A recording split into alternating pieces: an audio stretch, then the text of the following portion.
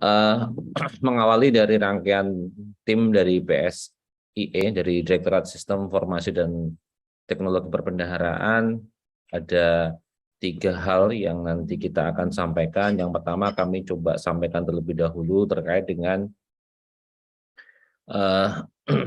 overview penggunaan percepatan penggunaan produk dalam negeri, kemudian nanti akan dilanjutkan dengan penggunaan kartu kredit pemerintah domestik, ya KKP domestik di dalam aplikasi Sakti. Kemudian nanti kami lanjutkan untuk transaksi TKDN dengan menggunakan aplikasi Sakti. Nah, izin share materi pada kesempatan pagi hari ini. Bapak Ibu sekalian, terkait dengan perekaman informasi TKDN dalam aplikasi Sakti dalam rangka implementasi percepatan penggunaan produksi dalam negeri, yang mana salah satu hal yang didorong oleh Direktorat Jenderal Perbendaharaan adalah dengan meluncurkan penggunaan kartu pemerintah domestik. Yang kedua adalah terkait dengan proses pencatatan informasi penggunaan APBN dalam implementasi sistem aplikasi Sakti. Nah, kalau kita melihat dari konsepsi P3DN bahwa P3DN ini merupakan satu upaya pemerintah untuk mendorong masyarakat agar lebih menggunakan produksi dalam negeri dibandingkan produksi impor. Nah, sehingga Kementerian Perindustrian, Kementerian Maritim dan Investasi ini menyampaikan terkait dengan beberapa surat edaran ataupun beberapa kebijakan agar kita bisa menggunakan produksi dalam negeri dengan lebih banyak lagi, sehingga beberapa tujuan yang diinginkan, yang salah satunya terkait dengan meningkatkan penggunaan produk dalam negeri oleh pemerintah, badan usaha dan masyarakat, kemudian tujuan untuk memberdayakan industri dalam negeri melalui pengamanan pasar domestik, ya, peningkatan nilai tambah dalam produksi dalam negeri, kemudian memperkuat struktur industri dengan meningkatkan penggunaan belanja modal, bahan baku, komponen, dan teknologi, serta SDM yang ada dalam negeri. Jadi nanti cakupan yang Bapak Ibu sekalian inputkan di dalam aplikasi Sakti itu memang tidak semua produk olahan saja, tidak semua produk industri, termasuk adalah produk-produk yang itu termasuk jasa ataupun hal lainnya yang itu merupakan belanja dari sektor APBN. Nah, beberapa manfaat strategis dari P3DN, yang pertama tentu memberikan multiplier effect, yaitu menciptakan lapangan pekerjaan, menggerakkan sektor ekonomi lain, menumbuhkan industri kecil dan menengah. Kemudian yang kedua adalah memastikan keamanan dan kualitas dari suatu produk yang dibeli oleh pemerintah. Kemudian meningkatkan nilai tambah pada suatu produk Indonesia dengan bersumber dari bahan baku lokal. Ini untuk meningkatkan peran Indonesia dalam rantai supply global. Nah, kemudian terkait dengan meningkatkan utilisasi atau penggunaan produk dalam negeri dan menumbuhkan kemandirian bangsa. Nah, ini beberapa hal yang diinginkan dari pemerintah, sebagaimana yang dirilis dari BPS, ya, bahwa ketika kita bisa menggunakan produksi dalam negeri dengan jumlah 400 triliun, ya, kalau nggak salah saya kutip, ini akan meningkatkan pertumbuhan ekonomi sebesar 1,6%. Jadi betapa besarnya peran dari pemerintah ini dalam mendorong pertumbuhan ekonomi. Dan izin sebentar.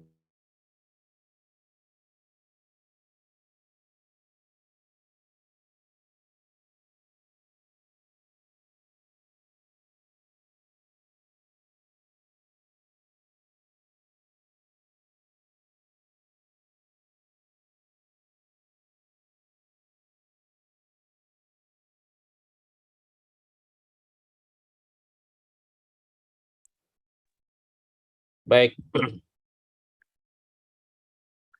Kemudian terkait dengan dasar hukum P3DN, ini beberapa pengaturan yang telah diterbitkan terkait dengan penggunaan P3DN ya dalam rangka percepatan penggunaan produksi dalam negeri.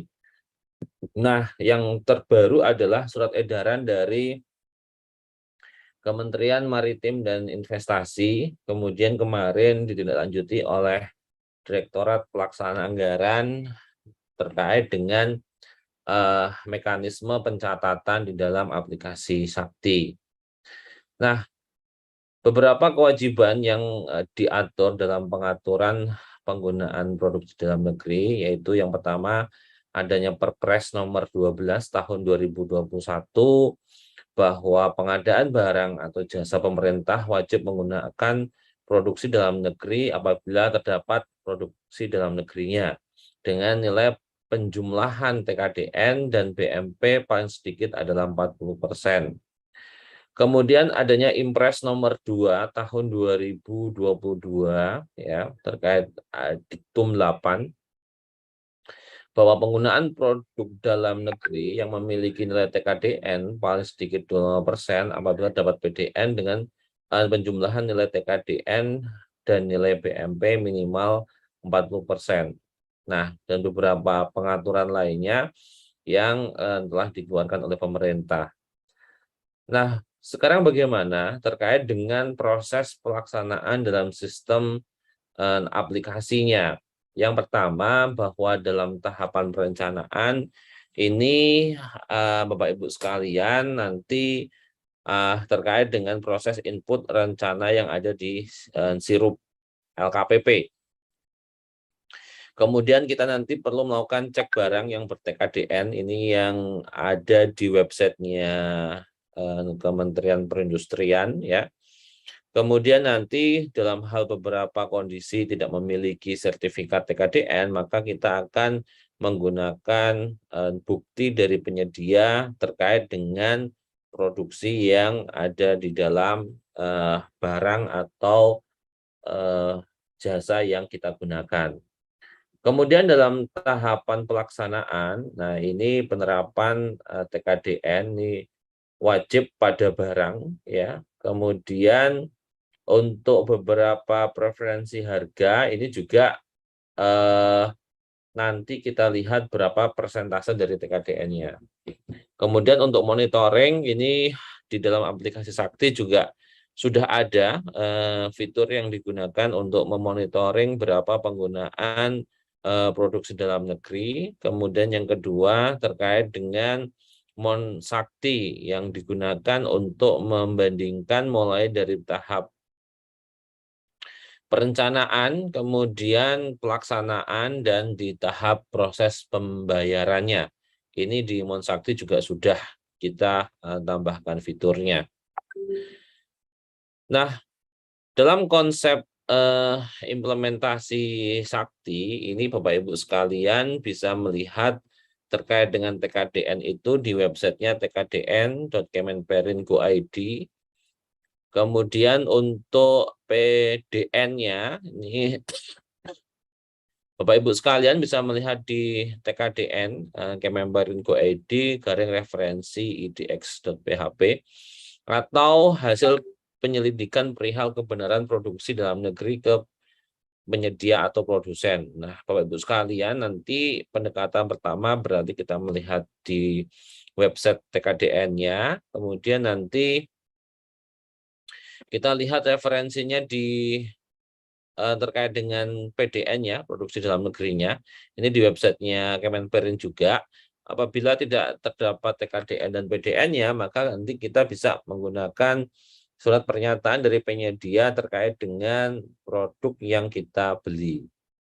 Kemudian import, ada klaster terakhir yaitu import, yaitu selain yang memenuhi P3DN dan PDN. Jadi kalau misalkan di TKDN tidak terpenuhi, kemudian PDN tidak terpenuhi, kemudian terkait dengan penyedia juga tidak memberikan satu apa namanya pernyataan bahwa ini adalah TKDN atau PDN, maka kategorinya import. Nah, bagaimana implementasi di sistem aplikasinya? Terkait dengan informasi P3DN dan PDN, ini sebenarnya tidak ada mekanisme closing periodnya untuk tahap sekarang. Sehingga Bapak Ibu sekalian, apabila produk yang dibeli itu memang nggak ada TKDN, nggak ada PDN-nya, kemudian nggak ada surat pernyataan dari penyedia, maka silahkan dikategorikan ke import terlebih dahulu. Kemudian ketika nanti Bapak Ibu sekalian telah mendapatkan informasi TKDN-nya atau PDN-nya atau sudah mendapatkan surat pernyataan dari penyedia, maka bisa diganti statusnya menjadi TKDN atau PDN. Jadi dalam hal kita menentukan apakah dia TKDN atau PDN, maka di sini diperlukan syarat mutlak, yaitu terkait dengan sertifikat TKDN atau produk yang ber-PDN atau terkait dengan surat pernyataan dari penyedia. Sehingga kalau tiga-tiganya nggak kita dapatkan, walaupun secara real itu memang mungkin kita tahu pasti itu dibuat oleh UMKM apa namanya UMKM dari sekitar kita, tetapi karena di dalam konsep SE-nya itu tidak ada dokumen yang digunakan sebagai syarat untuk diakuinya dia TKDN atau PDN, maka bisa di klaster terlebih dahulu sebagai import. Sehingga status import itu sebenarnya memang import asli atau memang belum mempunyai atau belum memiliki kriteria TKDN dan PDN. Jadi belum memiliki syarat TKDN atau PDN, atau memang dia memang benar-benar import. Jadi import ini memang dalam pendekatan yang sekarang ada, ini memposisikan bahwa import itu adalah selain yang memenuhi TKDN dan PDN. Mohon maaf. Ini link website ya yang digunakan untuk melihat di Kementerian Perindustrian. Nah, bagaimana konsep di dalam aplikasi Sakti itu sendiri untuk melakukan proses pencatatan P3DN? Yang pertama, bahwa di dalam aplikasi Sakti itu sudah ada BAST kontraktual, non-kontraktual, kemudian non-BAST non-barang, kemudian LS non-barang. Nah, kemudian di sini untuk non-kontraktual ada non-kontraktual itu sendiri, ya, ada UP tunai, ada LS non-kontraktual, ada UP tunai, ada UP KKP, ada UP falas, dan hibah kas. Nah, ini yang nanti kita masukkan ke BAST non-kontraktual. Nah, pendekatannya adalah bagi barang-barang yang dibeli atau produk yang dibeli menggunakan APBN, kemudian ada kodifikasi BMN-nya, maka nanti kita mengklasternya itu per produknya. Jadi kalau misalkan kita nanti beli pensil, ya per pensilnya. Pensilnya ini TKDN-nya berapa, PDN-nya berapa. Kurang lebih seperti itu. Tetapi kalau misalkan dia tidak ada kodifikasi BMN-nya, maka nanti kita melakukan transaksi per item. Jadi kalau kita melihat pendekatan COA kita, itu kan ada fungsi program kegiatan KRO ya, KRO, RO, komponen, subkomponen, akun item. Nah, per item berarti nanti kita melakukan proses pendetailan. Jadi kalau misalkan kita ada perjalanan dinas gitu ya, kemudian perjalanan dinasnya dalam negeri. Nah, maka nanti Itemnya misalkan dalam rangka monitoring dan evaluasi dana desa. Nah, maka nanti kita informasiin bahwa monitoring dan evaluasi dana desa itu adalah produk dalam negeri. Nah, maksudnya seperti itu. Nah, kemudian atas dokumen-dokumen yang sudah ada, jadi untuk yang klaster nomor 1 ini, asumsinya ini sudah ada di dalam aplikasi Sakti semua. Tinggal kita tambahkan informasinya. Kemudian informasi ini sebenarnya tidak mempengaruhi dari proses pelaksanaan anggaran. Jadi bisa diinput nanti setelah proses pelaksanaan anggaran selesai atau bersamaan dengan proses penerbitan SPM SP2D-nya. Silakan saja. Kemudian nanti yang harus dilakukan adalah menginformasikan atau mencatat yaitu kode KPKI. Nah, cuma di sini kode KPKI ini agak kesulitan kita sebenarnya untuk mendapatkan klasifikasi baku komoditas Indonesia. Kode KPKI ini dikeluarkan oleh BPS. Nah, di tahap implementasi saat ini, kode KPKI sifatnya tidak mandatori. Jadi kalau dikosongkan, boleh-boleh saja. Kemudian informasi yang kedua adalah mencatat persentase TKDN-nya. Nah, di persentase TKDN-nya, nanti Bapak Ibu sekalian diminta untuk mencatat ini berapa sih persentase TKDN-nya. 10%, 60%, 35%, 75%. Silakan Bapak Ibu sekalian lakukan pembukuan. Dan ini wajib. Kemudian informasi yang ketiga adalah klaster TKDN. Nah, TKDN klaster ini dibagi 3, TKDN, PDN, dan import. Nah, silakan Bapak Ibu sekalian nanti bisa mencatatkan di dalam aplikasi Sakti. Dan klaster ketiga ini juga sifatnya wajib. Jadi yang tidak wajib adalah mencatat kode KPKI saja. Kemudian data-data yang ada nanti bisa dimonitoringkan di Sakti itu sendiri, di beberapa cetakan report Sakti, dan di non-Sakti.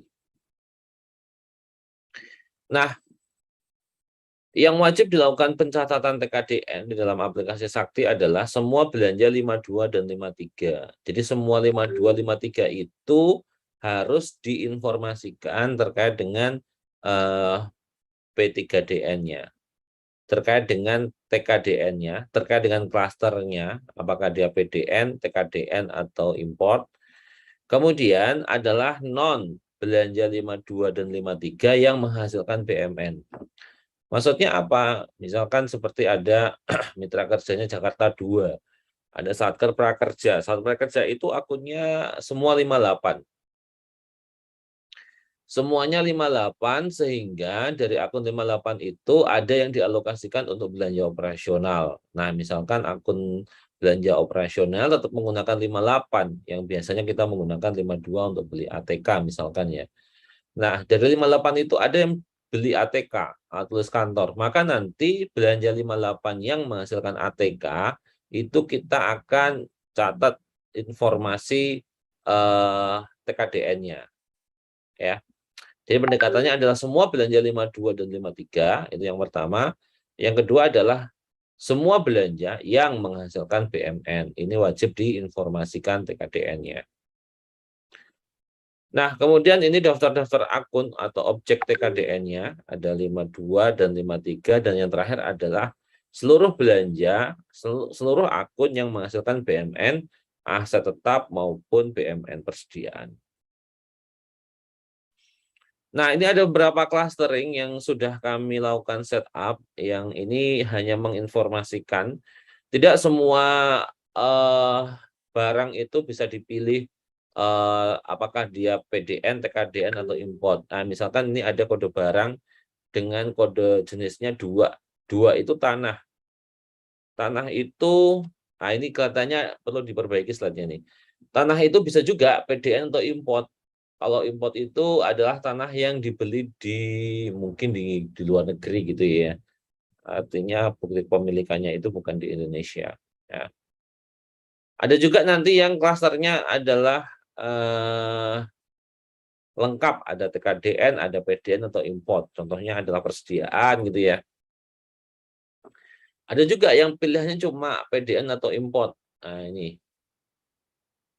Contohnya hewan ikan tanaman, nggak ada hewan ikan tanaman itu di klaster nanti hewan ikan tanamannya itu TKDN.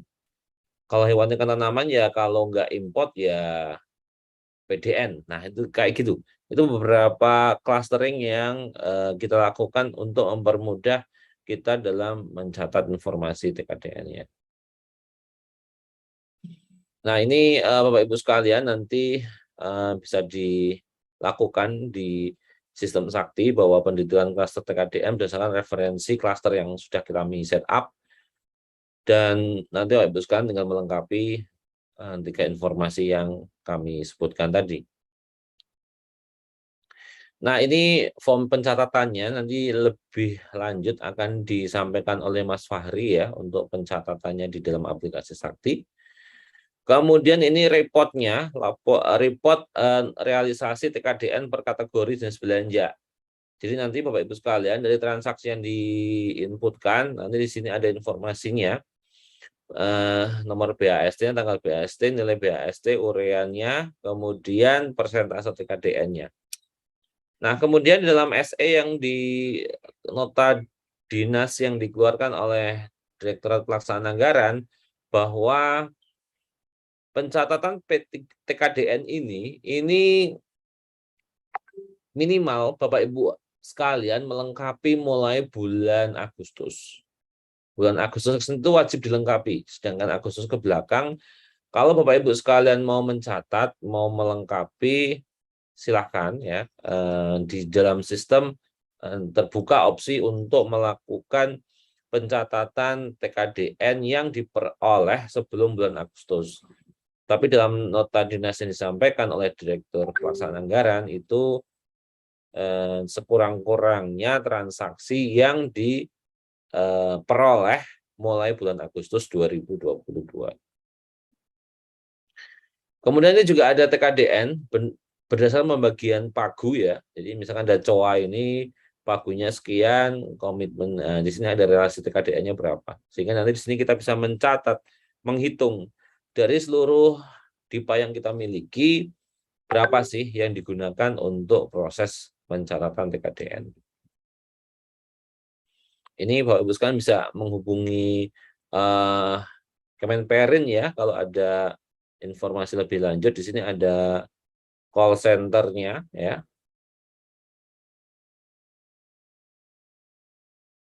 Dan ini adalah website yang digunakan untuk pencarian informasi TKDN-nya.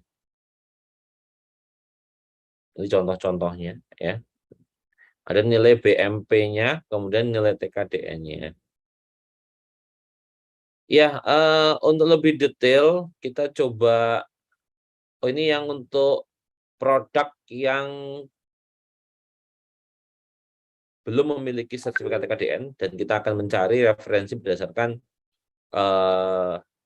website untuk PDN-nya, produk dalam negerinya.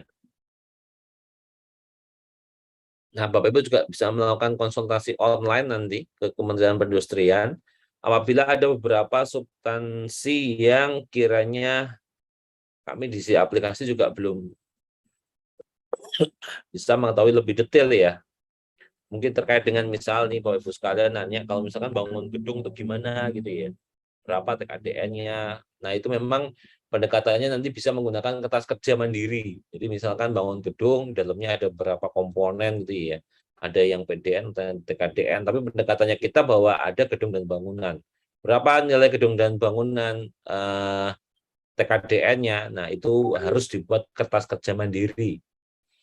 Sehingga nanti kita bisa melihat komponen dari gedung itu ya mungkin ada batu batanya, ada keramiknya, ada catnya, ada lemnya, ada besi, ada semen, dan sebagainya. Itu memang ujung-ujungnya nanti kita harus membuat kertas kerja sendiri untuk bisa menentukan berapa nilai dari TKDN, dari suatu produk yang itu terdiri dari beberapa gabungan barang. Nah, mungkin itu dulu dari saya. Saya minta bantuan Mas Fahri ya, untuk bisa menambahkan materi terkait dengan aplikasinya dalam aplikasi Sakti. Mas Fahri, bisa ditayangkan proses pencatatan di dalam aplikasi Saktinya? Baik, Mas Farid. Baik, Assalamualaikum warahmatullahi wabarakatuh. Selamat siang Bapak Ibu sekalian. Izin share screen untuk bagaimana dengan pencatatan TKDN di aplikasi Saktinya.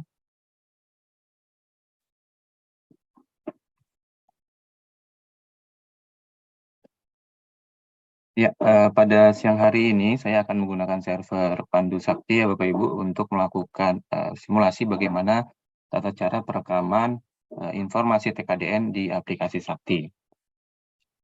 Untuk perekaman informasi TKDN ini, siapa yang bisa melakukan perekaman itu adalah operator yang memiliki kewenangan sebagai operator komitmen. Nah, di mana menu yang akan digunakan itu ada di menu RUH ya Bapak Ibu sekalian. Di menu RUH, kemudian di sini ada menu pencatatan informasi TKDN. Ya, untuk formnya seperti ini yang sudah tampil di layar. Kita lihat di bagian atas ada form jenis dokumen yang akan atau yang bisa direkam untuk informasi TKDN-nya. Di sini sudah kita cluster atau dikelompokkan ya, berdasarkan jenis-jenisnya. Pertama itu ada BST kontraktual, itu terdiri dari kontraktual barang dan jasa. Kemudian BST non-kontraktual, barang dan jasa. Kemudian SPBY dan SPP. Nah, sebagaimana yang sudah disampaikan sebelumnya, untuk klaster-klaster TKDN tersebut ini bisa dipisahkan menjadi dua jenis, yaitu berdasarkan klaster barang dan klaster akun ya. Jadi kalau untuk transaksi yang menghasilkan barang, maka pendekatan pendetilannya adalah berdasarkan kode barang. Namun untuk klaster akun itu adalah untuk transaksi-transaksi yang menghasilkan non barang ya. Dalam hal ini seperti honor dan sebagainya. Kita langsung saja untuk contoh salah satunya. Di sini ada BST kontraktual barang. Kita pilih. Nah, di bagian atas ini adalah form daftar dokumen. Di sini yang muncul adalah daftar BAST kontraktual ya. BAST kontraktual yang menghasilkan barang. Di sini contohnya ada dua dokumen. Ada informasi nomor dokumen, tanggal dokumen, akun, kategori, uraian, nilai dokumen, dan progres. Sebagaimana surat dari Direktorat PA sebelumnya bahwa minimal sekurang-kurangnya untuk yang dilengkapi adalah transaksi sejak 1 Agustus. Nah, berarti nanti Bapak Ibu sekalian di sini untuk yang di bawah Agustus itu sifatnya opsional, namun untuk yang wajib diisi adalah yang tertanggal 1 Agustus dan seterusnya. Di sini contohnya tanggalnya Oktober dan November ya, jadi ini dua-duanya wajib diisi. Nah, kemudian di sini bisa kita lihat BST-nya dengan uraian pengadaan laptop, nilai dokumen 40 juta, dan progres. Di sini bagaimana cara membaca progresnya? Ada garis kosong, garis miring 1, ini berarti atas BST tersebut ada detail barangnya sebanyak 1 row data yang perlu untuk direkam informasi TKDN-nya. Nah, kalau di dalam satu BST ini ada 10 barang gitu ya, di sini maka kosong dari 10 gitu ya. Contohnya seperti ini bisa kita lihat. Nah, di bagian bawah ini ada filter-filternya. Kemudian di bagian detail barang, di sini bisa terlihat detail dari BST yang kita pilih di bagian daftar dokumen. Nah, di sini ada filteran data, tampilkan semua. Ini adalah untuk view. Sudah direkam ini untuk monitoring yang sudah direkam ya. Jadi misalnya nanti ada 10 barang, kemudian baru didetailkan 3 row data, maka di sini yang muncul hanya 3. 7-nya nanti akan muncul di belum direkam. Kemudian di bagian filter belum direkam ini adalah contoh raw data yang belum dilakukan pendetilan TKDN-nya. Kita coba saja di sini untuk BST TOT 2002-1, kita rekam untuk detail TKDN-nya. Di bagian detail barang, pilih button belum direkam, kemudian centang ya di sini, atau jika barangnya banyak bisa langsung klik pilih semua per halaman, kemudian input atau ubah, maka di sini akan aktif ya bagian dari kolom KBKI, yang mana tadi disampaikan bahwa KBKI ini sifatnya opsional. Kalau punya datanya dari BPS ya mungkin bisa diisi, tapi kalau tidak ada atau belum diperoleh datanya bisa dikosongkan saja. Kemudian di sini ada informasi persentase TKDN dan klaster TKDN-nya. Nah, di sini contohnya barangnya adalah laptop ya. Laptop ini adalah salah satu jenis kode barang yang secara klaster akan bisa memunculkan 3 klaster, import, PDN, dan TKDN. Tadi informasinya bisa dilihat di slide ya, bahwa kode barang dengan kepala 3 akan memunculkan 3 klaster ini. Nah, untuk manufaktur laptop ini bisa kita pilih TKDN ya. Di sini kita cari dulu di situs TKDN Kemenperin-nya. Di sini misalnya kita coba ada laptopnya Acer gitu ya. Silakan Bapak Ibu sekalian buka tkdn.kemenperin.go.id untuk mengetahui berapa persentase TKDN-nya. Kalau di situs ini ada sertifikat TKDN-nya, maka dia dipilih klaster sebagai TKDN. Kita contohkan ini saja ya, 26,79. Misalnya barang itu merupakan Acer Veriton Z4, misalnya seperti itu. Di sini nilainya 26,79, maka diisikan di aplikasi sebesar 26,79. Di sini sebagai TKDN. Nah, kalau ternyata di situs TKDN Kemenperin.id-nya itu tidak ditemukan sertifikat TKDN-nya, kemudian silahkan cari di bagian PDN. Di sini linknya adalah sebagai berikut: TKDN Kemenperin.id, referensi _idx.php. Di sini ada daftar-daftar ya, data-data perusahaan dengan produk serta informasi alamat kantor dan alamat pabriknya yang sudah terdaftar sebagai PDN. Nah, kalau ada di sini, maka dia bisa dikategorikan sebagai PDN dengan nilai TKDN 100%. Seperti itu. Nah, ini sini kita contohkan saja untuk kode barang laptop dengan TKDN 26,79, kemudian simpan. Nah, proses simpan berhasil, maka progres akan terupdate ya, 1 dari 1. Ini tandanya bahwa atas nilai atas BSD tersebut sudah didetailkan TKDN-nya. Nah, kemudian kita contohkan lagi yang lain untuk kontraktual jasa. Di sini misalnya bisa kita lihat uraiannya adalah pengadaan belanja modal. Di sini progresnya 21 ya, ini data latihan nih. Skip saja dulu. Harusnya dia 1-1 ya kalau sudah ya. Di sini kita contohkan lagi yang lain nantinya di BST kontraktual, non kontraktual barang. Non kontraktual barang di sini sumbernya adalah data yang direkam dari menu-menu seperti BST non kontraktual, LS atau dokumen yang dipersamakan. Kemudian ada transaksi P, transaksi falas, kemudian transaksi lainnya yang sifatnya non kontraktual. Di sini kita contohkan misalnya dari BST barang UP ya, belanja barang persediaan berupa alat tulis.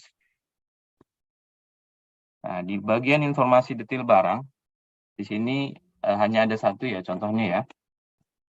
Hanya ada 1, kita pilih yang belum direkam. Nah, ini karena sama ya barang ya, jadi pendekatannya dia berdasarkan kode barang. Kita pilih datanya, input ubah. Di sini misalnya tidak ditemukan di informasi sertifikat TKDN, maka namun dia ditemukan di bagian referensi PDN ya, maka di sini bisa kita rekam klasternya sebagai PDN dengan TKDN-nya 100 seperti itu. kemudian simpan, maka progresnya akan bertambah. Nah, itu untuk contoh lagi yang barang ya. Sekarang kita cari bagaimana untuk transaksi yang jasa. Di sini ada BST jasa misalnya pembelian tiket pesawat ya. Di sini terkait dengan GUP KKP. Nah, di sini ada nilainya sebesar 7 juta dengan progres 01. Kita lihat di bagian detail jasa, di sini ada perbedaan. Perbedaannya untuk transaksi jasa, pendetilannya adalah sampai dengan level item. Dan jadi bukan kode barang ya. Jadi kalau untuk yang akun-akun menghasilkan barang yang didetilkan adalah barangnya. Namun kalau untuk transaksi non barang atau jasa ya, yang didetilkan adalah level itemnya. Untuk tata cara pendetilannya sama, pilih centang datanya di bagian belum direkam ya. Kemudian input atau ubah.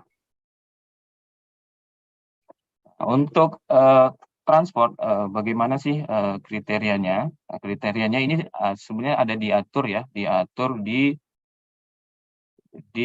Juknis ya, Juknis yang sudah di-share, yang dirilis dari Kemenko Marves. Sebentar saya coba tampilkan untuk perjalanan dinas ya.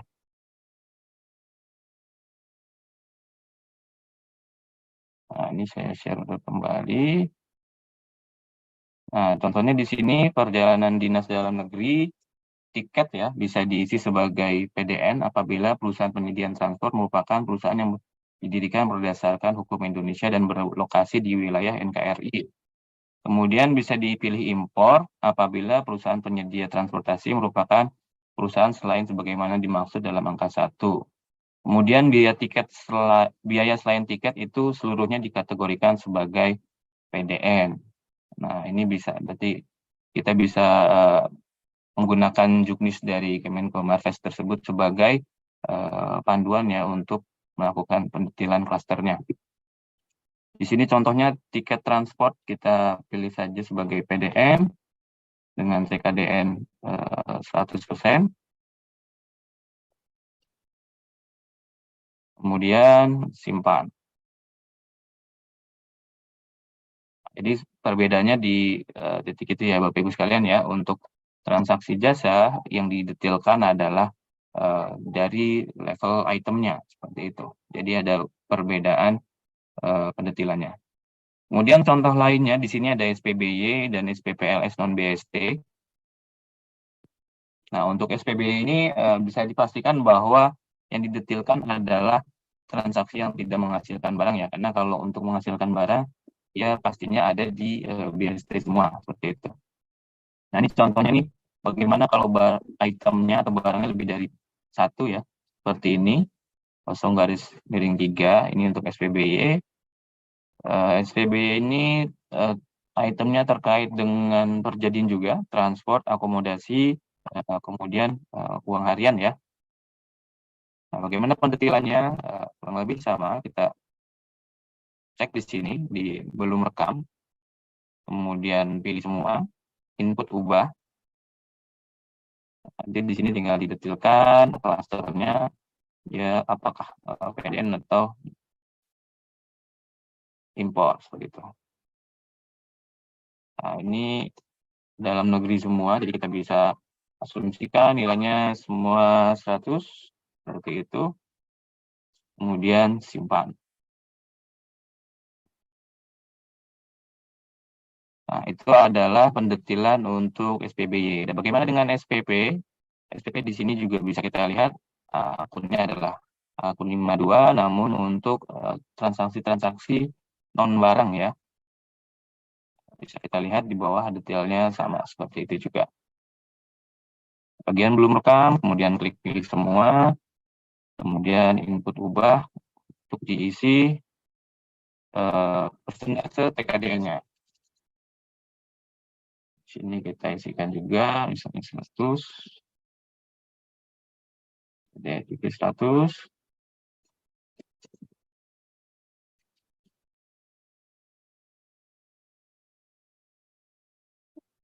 Kemudian klik simpan. itu adalah perekaman dari pendetilan TKDN untuk transaksi barang atau transaksi jasa ya. Nah, bagaimana kalau barangnya itu ternyata gabungan? Ini di juknisnya juga ternyata sudah diatur ya, yang tadi disampaikan bahwa Satker perlu membuatkan kertas kerja tersendiri. Di juknis ini salah satu contohnya adalah pengadaan alat tulis kantor yang terdiri dari barang-barang gabungan dengan status yang berbeda-beda. Di sini contohnya pulpen dengan status impor, kertas dengan status TKDN, pensil dengan status PDN, kemudian dikalkulasikan secara total. Nah, nanti ini dinilai mana yang nilainya terbesar, gitu ya. Dari daftar pengadaan tersebut terdapat akumulasi nilai produk yang memiliki TKDN dan PDN sejumlah 600.000 atau 70,6% dari total nilai pengadaan. Maka dicatat sebagai PDN dengan nilai 70,6. Nanti Bapak Ibu sekalian silahkan mempedomani di petunjuk teknis seperti ini ya. Ini untuk terkait dengan perekaman berapa persentasenya untuk transaksi gabungan. Kita kembali lagi ke aplikasi. Dari tadi sudah saya sampaikan untuk bagaimana cara pendetilannya, cara perekamannya. Nah, untuk monitoringnya di Sakti sudah disediakan. Itu di menu laporan TKDN atau PDN. Ada 2 jenis laporan, yaitu per kategori jenis belanja. Nah, di sini bisa dicetak sejak bulan Januari ya. Bisa juga dicetak per bulan agar lebih ringan proses cetaknya. Nah, ini kita cetak saja misalnya 2 bulan ya. Kategorinya juga bisa di filter. Itu mungkin ingin mencari yang SPB saja atau SPP LS saja atau semua sekaligus itu bisa. Kemudian jenis belanjanya nanti di sini bisa difilter berdasarkan 52 atau 53 ya. Jadi kalau hanya 53 saja di sini tidak muncul ya. Oh, seperti itu. Langsung unduh saja. Nah, reportnya seperti apa? Ini seperti yang sudah saya disampaikan di slide ya. Sudah muncul. Oke. Ya, di sini ada informasi dan di sini yang menjadi catatan adalah yang disajikan adalah dalam nilai rupiah ya. Jadi kalau Bapak Ibu sekalian ada transaksi dengan falas, nanti itu sudah hasil transaksi di reportnya ya. Jadi di reportnya yang ditampilkan adalah dalam bentuk rupiah. Nah, ini contohnya nomor, kategori, nomor dokumen, tanggal dokumen, nilai dokumen, kemudian uraian ya. Di sini uraiannya bisa kita lihat ada perbedaan, ada yang dari barang dan ada yang dari item. Ini terlihat bahwa ini adalah transaksi barang, yang di bagian bawah adalah transaksi jasa ya, seperti itu. Kemudian harga satuan, harga total, klasternya, persentase TKDN-nya, kemudian dikalkulasikan total rupiah TKDN dan total nilai dokumen berapa, sehingga didapatkan rata-rata persentase nilai TKDN yang sudah direalisasikan sebesar 77,65%. Nah, ini pendekatannya berdasarkan realisasi. Jadi kalau belum direkam sama sekali ya pendetilannya, dicetakan ini hasilnya akan kosong ya. Kalau baru direkam 2, maka di sini hanya ada 2 row realisasi. Oke, kita lanjut. Di sini juga ada fitur unduh Excel, jadi barangkali nanti Bapak Ibu sekalian memerlukan dokumen Excel-nya, bisa diunduh untuk diproses lebih lanjut. Oke, kemudian TKDN per pagu anggaran. Nah, di sini laporan TKDN per pagu anggaran konsepnya mirip seperti laporan FA12 segmen ya. Di sini bisa pilih pejabatnya juga. Kita langsung saja unduh PDF. Di sini akan menampilkan realisasi setahun sampai dengan posisi terakhir ya, posisi terakhir perekaman seperti itu. Karena filternya hanya tahun saja. Bagaimana reportnya? Reportnya seperti ini. Mirip ya dengan laporan FA ya, FA12 segmen, namun ada tambahan berupa realisasi TKDN dan persentase realisasi TKDN-nya. Nah, di sini akan menampilkan seluruh pagu yang ada di Satker, kemudian realisasi percoa. Contohnya di sini 521811 untuk 4715 EBA dengan pagu 3,5 M, realisasi 25 juta, totalnya berapa sekalian seperti itu, didapat persentase TKDN-nya 1,39. Di sini ya ada contoh-contoh lagi.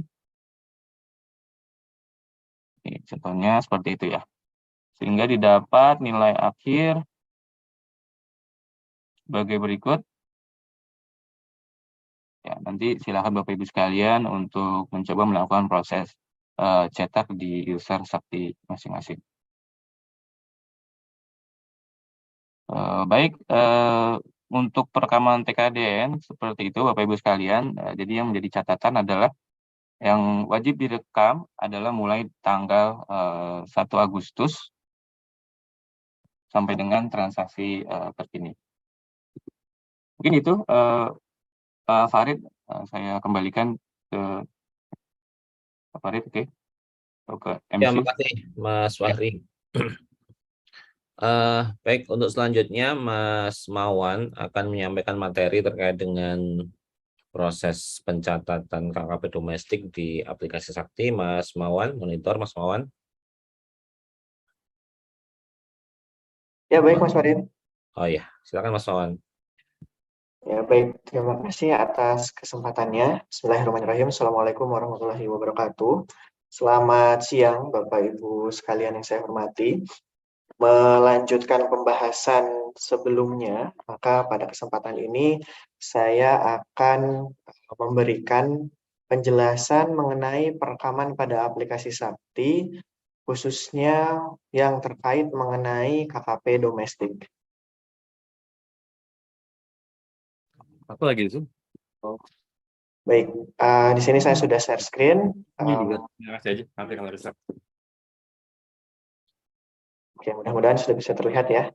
Saya akan login sebagai operator. Di sini sebagai bendahara pengeluaran sekaligus sebagai operator pembayaran, operator komitmen, dan operator modul lainnya.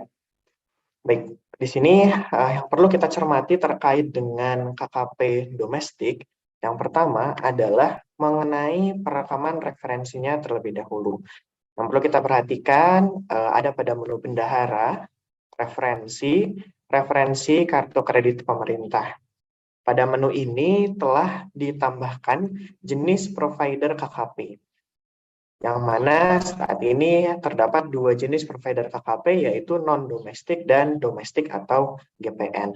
Untuk yang non-domestik atau yang existing saat ini di Saktinya nanti akan sudah terinput secara otomatis terpilih menjadi non-domestik. Yang domestik nanti dapat ditambahkan.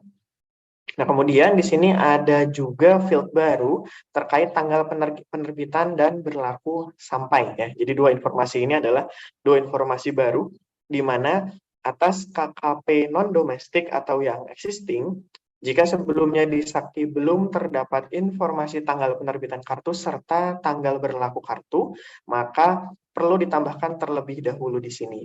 Karena sudah dipasang validasi pada modul komitmen saat perekaman transaksi KKP, jika tanggal penerbitan dan berlaku sampai belum diisi, maka transaksi KKP tidak dapat direkam. Kemudian untuk perekaman KKP domestik yang baru, mekanisme perekamannya tidak berbeda dengan KKP sebelumnya. Kita bisa menggunakan klik tambah ya. Kemudian kita memilih jenis penggunaan KKP, misal untuk belanja barang operasional atau belanja modal. Kemudian jenis provider KKP-nya kita pilih domestik. Nomor kartu kredit kita isikan ya, saya isi secara dummy. Kemudian tanggal penerbitan, misalkan saya isi 1 November 2021 dan berlaku sampai dengan 1 November 2023. Dan saya pilih salah satu bank penerbit KKP. Saya isikan nilai limit. Kemudian jika pemegang kartu kredit KKP domestik ini adalah pengguna sakti, maka kita bisa klik tombol search di sini ya. Misalkan adalah KPA-nya, maka otomatis data akan terisi sebagaimana yang sudah didaftarkan di sakti. Namun jika penggunanya atau pemegangnya adalah bukan merupakan user sakti, maka dapat diisikan NIK misalkan secara manual. Kemudian proses penyimpanannya sama ya, nomor kartu kredit harus 16 digit. Oke, kemudian data berhasil disimpan. Untuk data yang lama, mohon dapat diisikan ya, misalkan seperti ini. Ini untuk KKP yang non-domestik sebelumnya yang sudah ada di Sakti, silahkan diklik ubah dan mengisikan tambahan informasi berupa tanggal penerbitan dan juga tanggal berlaku sampai dengan.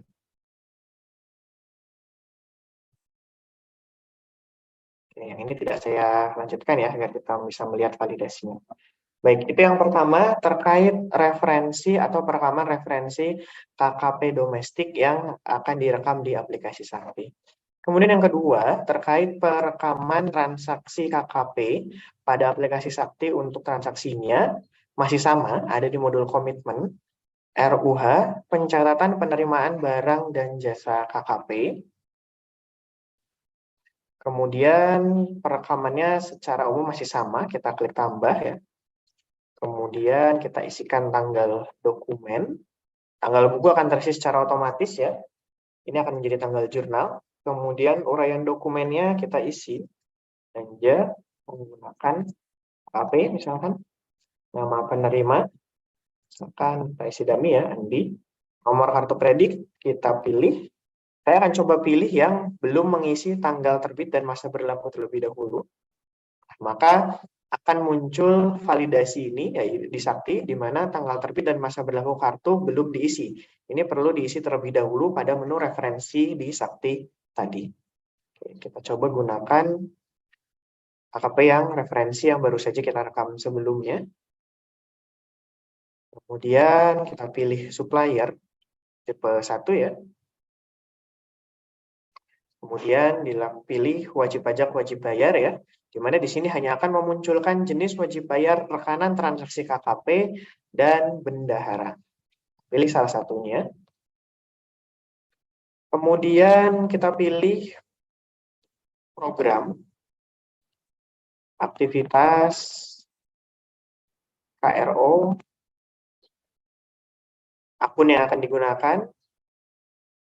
Misalkan saya pilih 524, KPPN, sumber dana, cara tarik, oke, cara tarik, nomor register. Kemudian jangan sampai lupa kita klik pendetailan COA untuk mengisi belanja sampai dengan level item. Kita pilih salah satu itemnya, misalkan dalam contoh ini hanya satu item yang digunakan, misalkan senilai 500.000.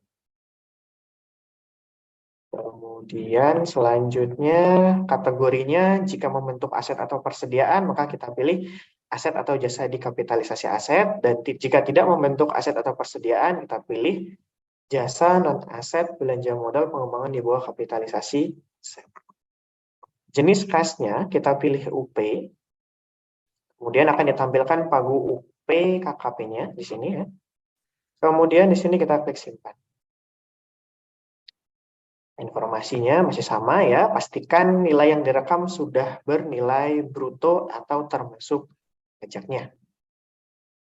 Oke, kemudian kita klik simpan. Jadi penyimpanan data berhasil.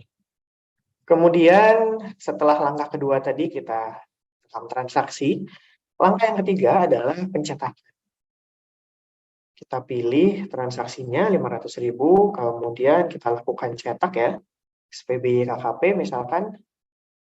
Tas SPBY ini tidak ada perubahan dari SPBY KKP yang existing, baik untuk KKP yang domestik ataupun KKP yang non-domestik. Kita masuk ke menu report ya, monitoring SPBY, GUP, KKP. Oke, misalkan saya pilih yang sudah selesai. Ini data sebelumnya. Oke, seperti ini ya. Jadi bentuk perintah bayar masih sama, masih sesuai dengan lampiran PMK 190 tahun 2012. Kemudian kembali ke menu komitmen. Perekaman selain SPBY ada juga pencetakan selain SPBY ada juga pencetakan kwitansi. Sama ya, tidak terjadi perubahan. Kemudian DPT KKP. Pastikan DPT KKP telah dicetak sebelum merekam SPP. Atas DPT KKP ini, saat ini telah dilakukan penambahan ya, di mana sedikit berbeda dari DPT KKP yang awal. Saat ini DPT KKP memiliki kolom jenis KKP, di mana di sini akan dituliskan KKP-nya KKP domestik atau KKP non-domestik, disertai dengan nomor KKP masing-masing, jenis belanja barang, serta rincian pengeluaran. Kemudian, jadi dari DPT ini yang berubah hanya tambahan jenis KKP-nya saja.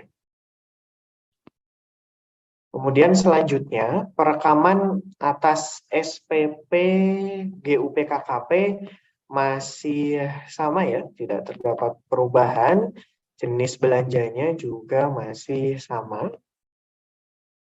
Saya berpindah ke menu pembayaran, RUH SPP dan Renkas, catat ubah SPP. Mohon maaf jika nama menunya mungkin belum yang update ya, ini karena di server development. Kemudian jenis SPP-nya masih sama ya, UP 310, GUP KKP 317. Kemudian di sini ada dua ya yang dapat dipilih. Oke, ini tidak kita lanjutkan menjadi perekaman SPP karena kode jenis SPP-nya masih tetap sama dan mekanismenya masih sama sampai dengan SP2D.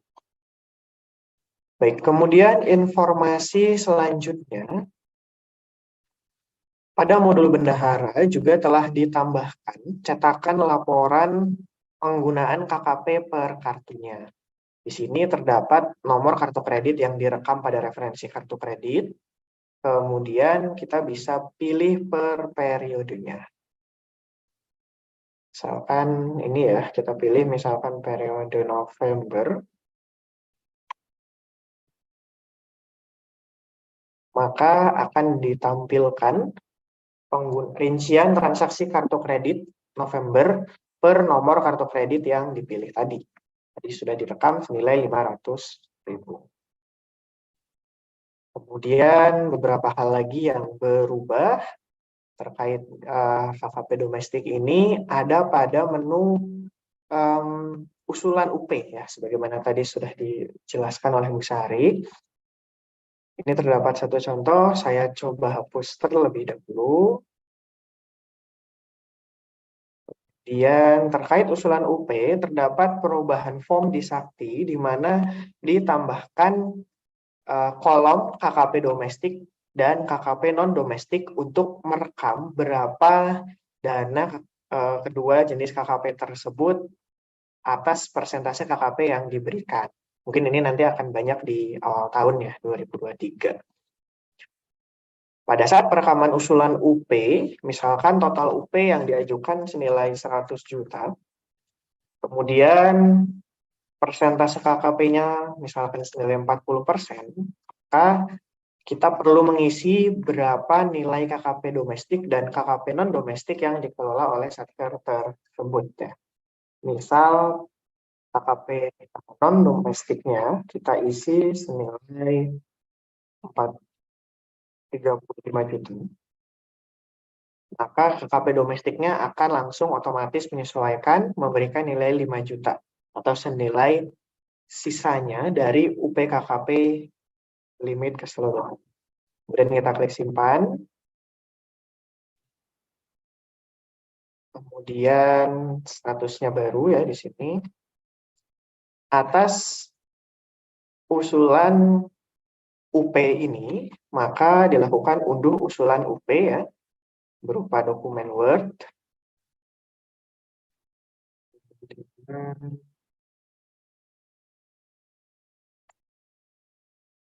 pada usulan UP-nya terdapat sedikit perubahan di mana pada suratnya masih tetap sama, namun pada surat pernyataan uang persediaan ditambahkan satu kolom yang menginformasikan berapa jumlah KKP domestik yang diajukan oleh Satker.